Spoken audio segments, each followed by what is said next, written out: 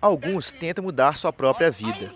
Muitos tentam mudar alguns conceitos, mas poucos conseguem mudar a história do mundo. Vários personagens tiveram seus nomes marcados para sempre na história, seja por algum feito ou por ter feito parte de algum acontecimento que mudou para sempre os rumos da humanidade.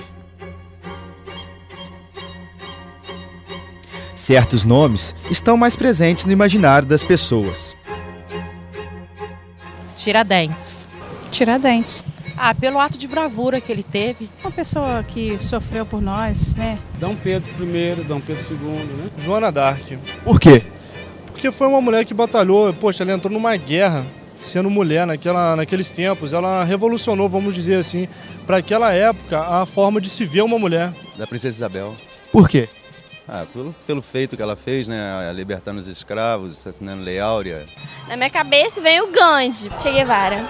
Porque ele foi um revolucionário e porque todo mundo fala dele, eu gostei da história dele. Hitler. Por quê? Porque ele foi um dos maiores estrategistas de todos os tempos. Mas por que será que sempre que falamos sobre personagens que ficaram marcados na história, os mesmos nomes sempre são lembrados? Normalmente, quando se pergunta às pessoas qual personagem da história que vem à cabeça, as pessoas elas lembram daqueles personagens que estão presentes na memória coletiva. Há mais ou menos uns 20, pouco mais de 20 anos, se estudava, se valorizava muito a história dos grandes personagens e os seus feitos, as suas realizações. E esses personagens eram vistos como heróis. Por quê? No regime militar, né, tinha aquela ideia positivista de valorizar somente os heróis e os seus personagens. Outro motivo, né, pelo qual está presente na memória são os meios de comunicação mesmo.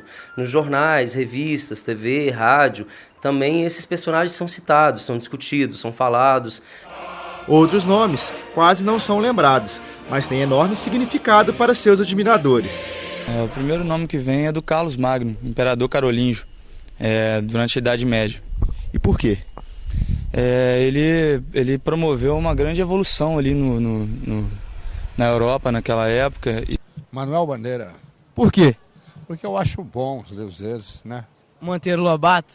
Manuel Bandeira e Monteiro Lobato, eles não são tão estudados em história, mas eles são lembrados e estudados na literatura e na língua portuguesa, pelos seus livros que escreveram, pelos seus poemas.